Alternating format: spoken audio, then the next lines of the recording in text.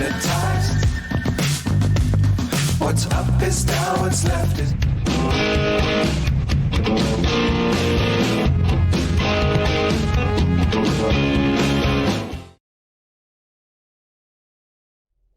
Fala pessoal, estamos de volta, intensivão EducaPE para o Enem. Meu nome é Hugo Regis e a gente retoma nessa segunda aula o que a gente estava conversando lá na primeira aula de Sociologia Clássica, né? A gente vai voltar para esse conceito de classes sociais. Olha só, classes sociais, grupo de agentes sociais nas mesmas condições de um processo de produção e que possuem afinidades políticas e ideológicas.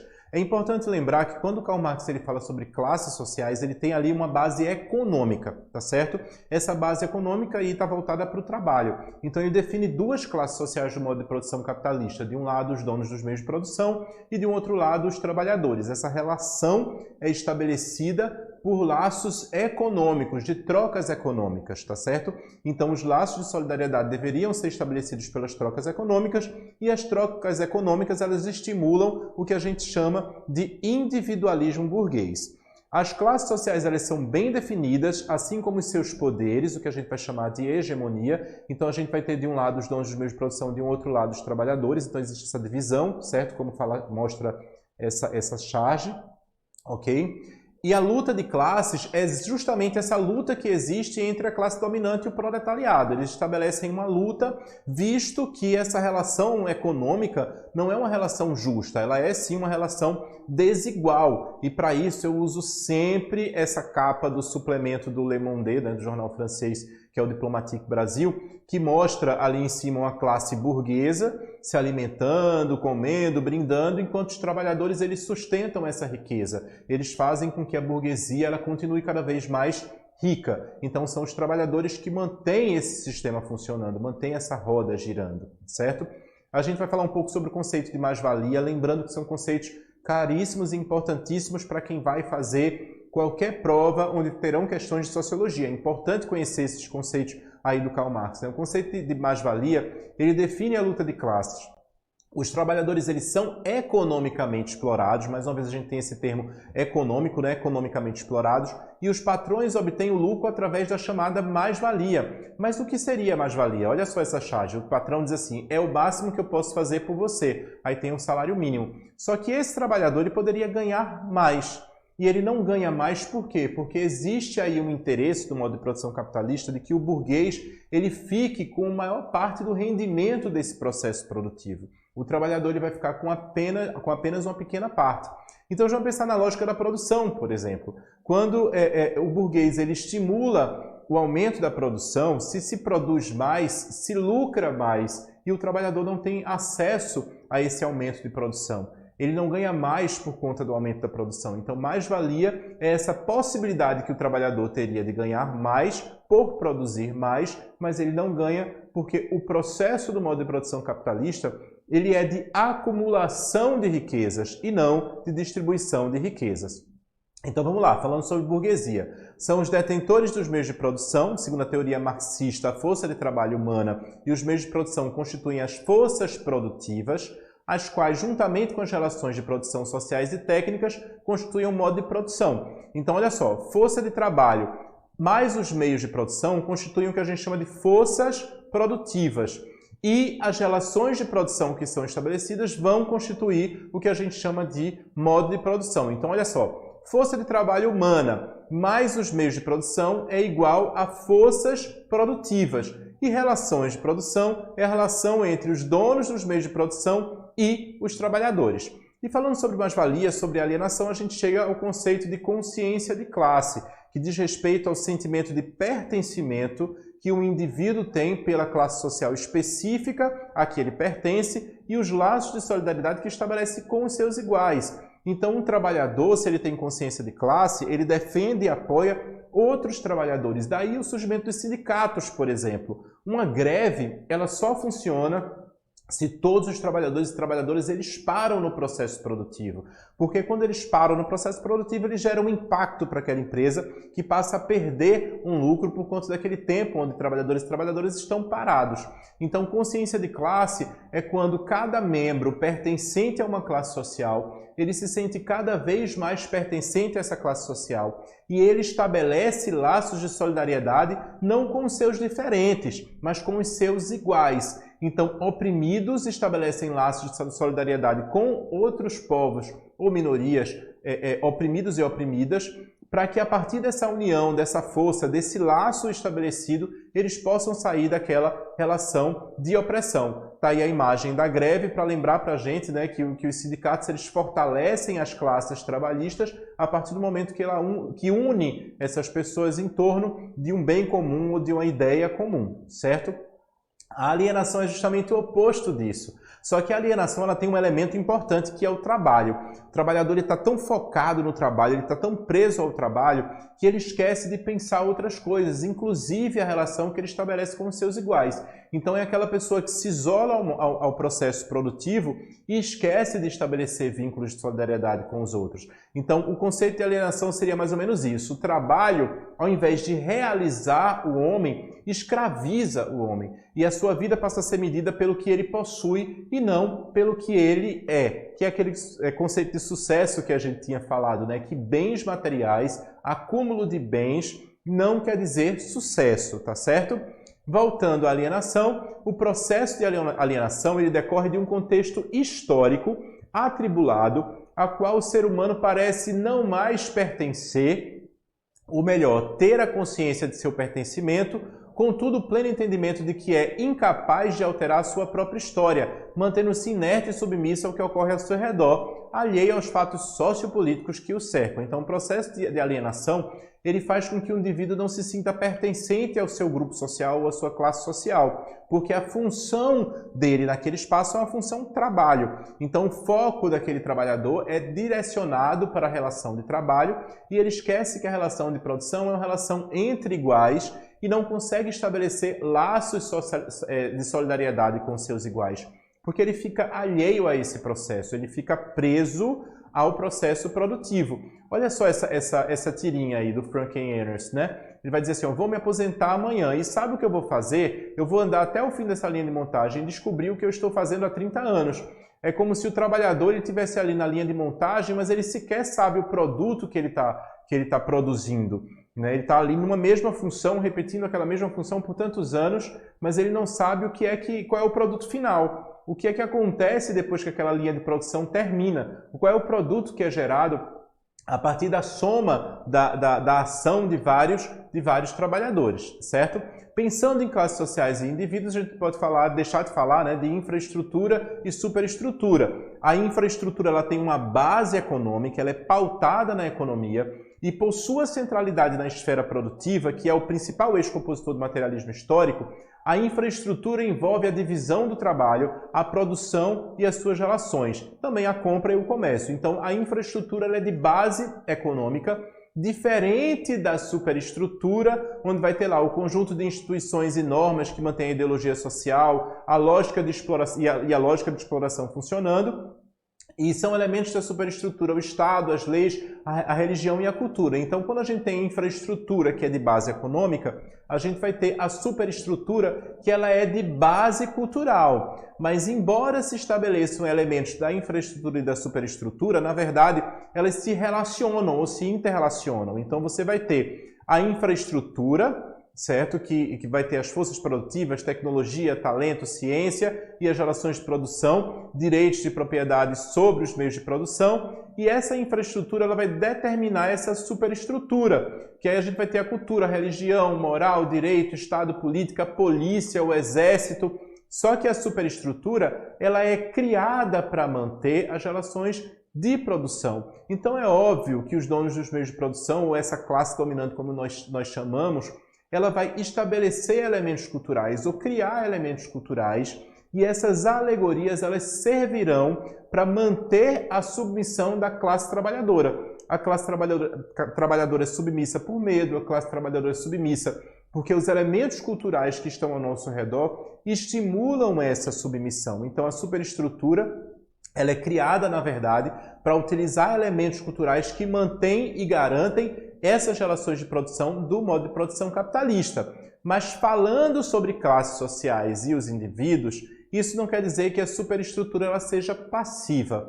Um dos postulados básicos do materialismo histórico é que a superestrutura afeta ou age retroativamente sobre ela, que é a infraestrutura. Assim como a base material afeta a superestrutura dialeticamente também pode afetar a base. Então existe uma relação dialética entre a infra e a superestrutura. Existe uma interação entre a infra e a superestrutura. Então, ao mesmo tempo que essa base econômica define a superestrutura e essa superestrutura, essa base cultural, influencia nas relações de produção, então nós temos uma relação, uma interação entre a infra e a superestrutura. Como exemplo disso, tem essa imagem aí, que tem a indústria que utiliza de bens culturais para poder convencer as pessoas a consumir cada vez mais.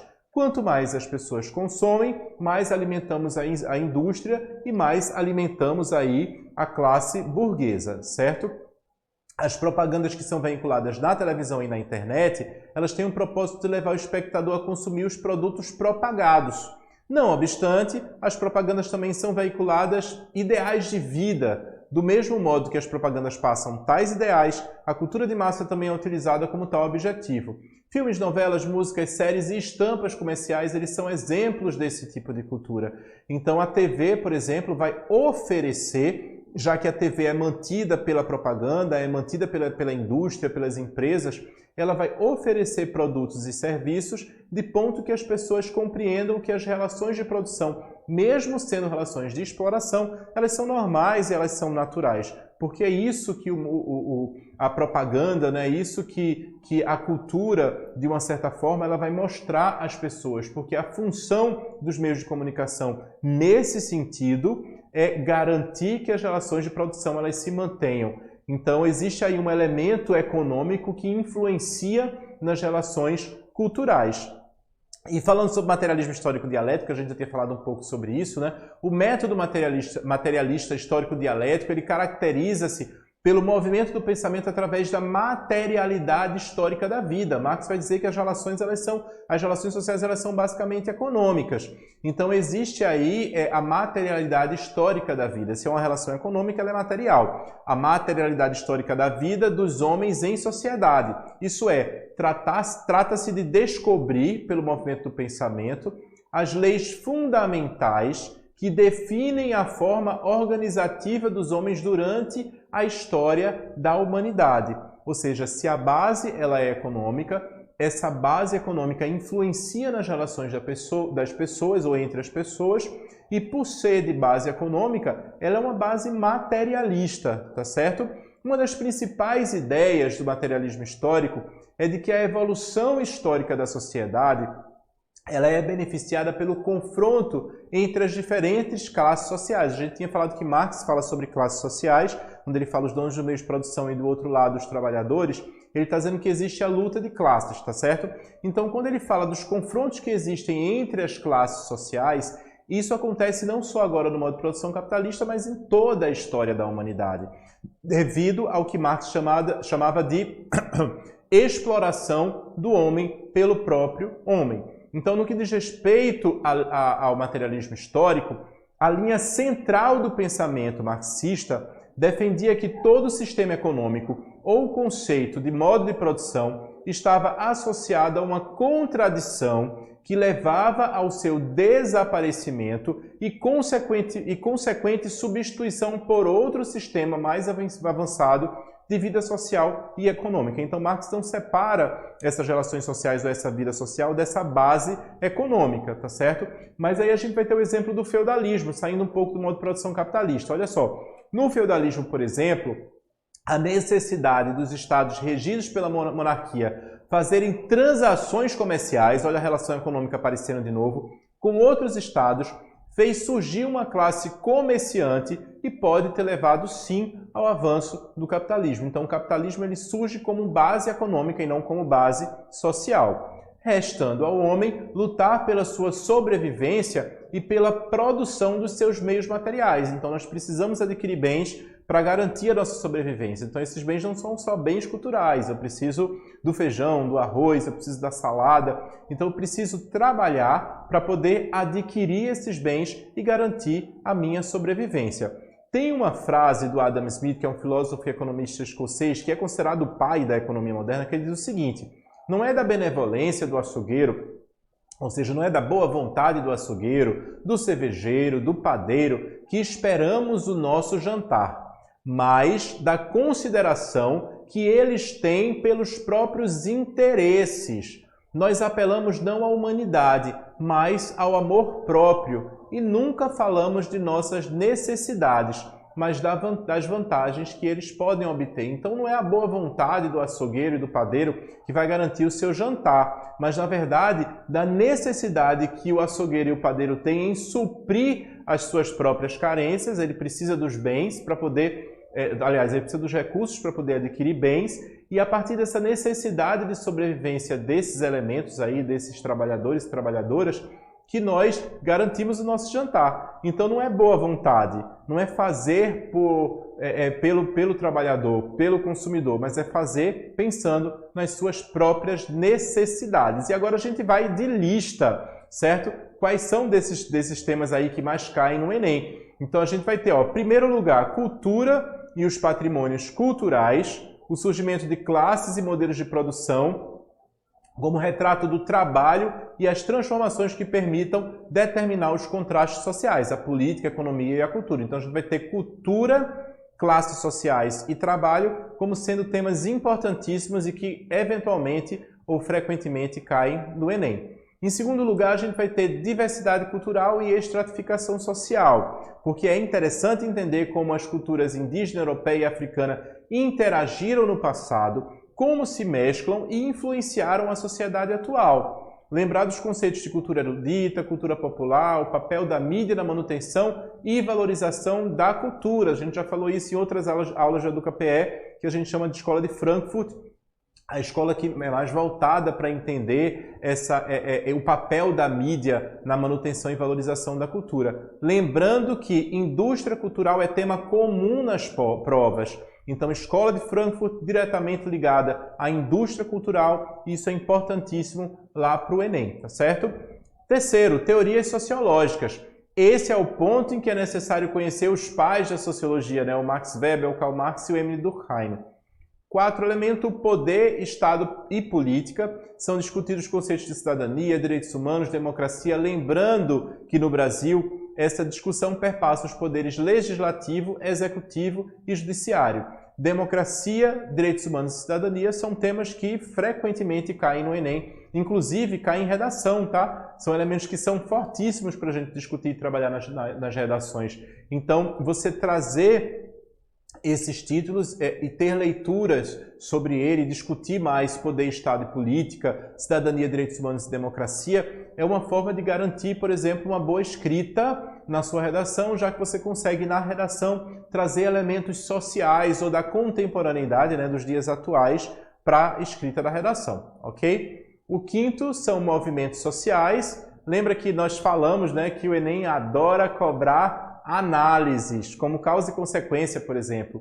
Então é aqui que essa prática ela é indispensável. Os movimentos sociais mais trabalhados no Enem, para que você analise nos estudos, são o movimento agrário, negro, LGBTQIA+, ambientalista e feminista, tá certo? Movimentos sociais também é uma questão garantida nas provas do Enem. E trabalho e produção. No Enem, trabalho e produção, eles são muito cobrados, principalmente em relação às consequências da industrialização e da formação do capitalismo na Europa. Vale também dar uma olhada com mais atenção aos modelos de produção e a divisão social do trabalho. A gente falou isso nessa revisão, nesse intensivão do Enem. Vamos ver algumas questões para a gente poder encerrar essa segunda aula. Vamos lá, olha só. A gente vai ver agora uma questão sobre Karl Marx, os indivíduos e as classes sociais. O enunciado é o seguinte: as sociedades modernas, elas são complexas e multifacetadas. Claro, né? A globalização torna as sociedades multifacetadas, e elas são complexas porque os conjuntos, os coletivos, as sociedades modernas, elas são distintas umas das outras, né? Até porque o que influencia a cultura não é só a relação social, a geografia, o território, influencia na forma como nós nos vestimos, por exemplo. Mas é com o capitalismo que as divisões sociais se tornam mais desiguais e excludentes. Marx já observara que só o conflito entre as classes pode mover a história. Assim sendo, para o referido autor, em qual das opções se evidencia uma característica de classe social? Então a gente vai ter A, o status social e cultural dos indivíduos, B, a função social exercida pelos indivíduos na sociedade, C, a ação política dos indivíduos nas sociedades hierarquizadas, D, a identidade social, cultural e coletiva, e E, a posição que os indivíduos ocupam nas relações de produção. Então, a primeira coisa que a gente tem que lembrar do Karl Marx é que a base do Karl Marx é uma base econômica. Então, ele está sempre falando da luta de classes, e essa luta de classes acontece nas relações de produção. Então, é importante a gente identificar nas questões qual é a alternativa que fala sobre essa base econômica. A gente vai ter a letra E, que fala a posição que os indivíduos ocupam nas relações de produção. Então, a partir daí, a gente tem o conceito de classes sociais, o conceito de luta de classes. São vários elementos que surgem a partir da posição que os indivíduos ocupam nas relações de produção. A gente vai ver mais uma questão para dar tempo, né, para a gente poder encerrar. A gente está falando sobre o olhar sociológico, já que a gente falou sobre relações sociais. Olha só, o enunciado. Ciente de que nossa visão é repleta de pré-noções e juízos de valor, a construção de um olhar sociológico principia com um estranhamento ao se observar a realidade. Tal procedimento confronta o conhecimento do senso comum e possibilita a construção do conhecimento científico. A gente sai do senso comum e a gente vai para a construção do conhecimento científico. Essa reflexão propõe, letra A, buscar as suas próprias experiências para a explicação do conhecimento científico, isso é senso comum e não conhecimento científico. Letra B, a construção de uma análise dos fenômenos que acontecem na sociedade. Letra C, tomar decisões fundamentadas no conhecimento do cotidiano, novamente a gente vai ter aí senso comum. Letra C, fazer diferentes leituras do fato social, tomando por base o senso comum, a gente está falando sobre a construção do conhecimento científico, então a gente está se afastando do senso comum. E letra E, considerar verdadeiras as explicações biológicas para o comportamento humano em sociedade. E não é só as explicações biológicas que vão argumentar a forma como nós nos relacionamos em sociedade, mas nós temos outros elementos, os culturais, por exemplo, que influenciam nas nossas relações e nas nossas formas de viver. Então, obviamente, a gente vai ter a letra B, a construção de uma análise dos fenômenos que acontecem na sociedade, como sendo o elemento aí do pensamento científico, é o que nos afasta do senso comum. A gente se afasta daquilo que é popularmente dito, que é falado, a gente pensa sobre essas reflexões, e pensar sobre essas relações faz com que a gente possa construir uma análise dos fenômenos que acontecem na sociedade. Bem rapidinho, dá tempo da gente ver mais uma questão? Vamos lá, bem rapidinho. Sobre o conceito de relações de produção em Karl Marx, é correto afirmar que, letra A, homens e mulheres se organizam para viver em sociedade com base em similaridades culturais e na divisão igualitária da propriedade. Olha só, divisão igualitária da propriedade nunca existiu e não existe agora. É por isso que a gente ainda está sob a égide da luta de classes, porque não existe a divisão igualitária da propriedade. Essa questão ela é correta, essa alternativa. Letra B. O conjunto das relações de produção constitui a estrutura econômica que dá suporte à luta do trabalhador contra a exploração. A estrutura econômica ela não dá suporte à luta do trabalhador contra a exploração. Na verdade, é essa base econômica que estimula a luta de classes e não dá suporte ao trabalhador. Letra C. Corresponde ao grau de desenvolvimento e à forma como interagem as forças produtivas materiais de uma determinada época. Letra D. A tecnologia e a matéria-prima constituem exemplos de relações de produção presentes do capitalismo. E letra E. As relações de produção novas e superiores precedem o aparecimento das condições concretas de sua existência na sociedade. Então, pensando no conceito de relações de produção em Marx, é correto afirmar que C. corresponde ao grau de desenvolvimento e a forma como interagem as forças produtivas materiais de uma determinada época. Sim, é de uma determinada época que a gente está pensando nos modos de produção, então não existe só o modo de produção capitalista. Então, quando a gente pensa nessa linha histórica dos modos de produção, a gente vai ter a interação das forças produtivas materiais e corresponde ao grau de desenvolvimento e a forma como interagem essas forças produtivas, sendo a letra C a nossa resposta. Então, pessoal, Sociologia Clássica, a gente encerra aqui a nossa segunda aula e a gente se encontra daqui a pouco com mais intensivo Sociologia no Enem. Forte abraço para vocês!